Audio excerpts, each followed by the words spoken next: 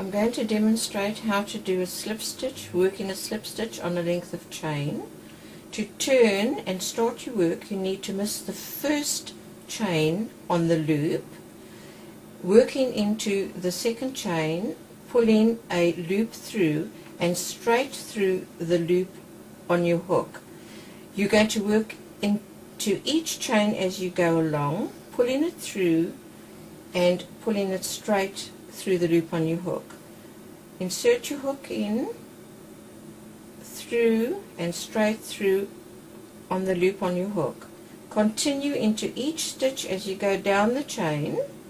This gives you a firmness that can be used as a tie.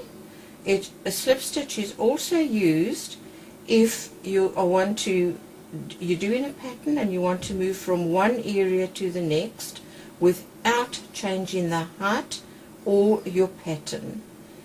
When you continue to the end of the chain, that's what it's going to look like.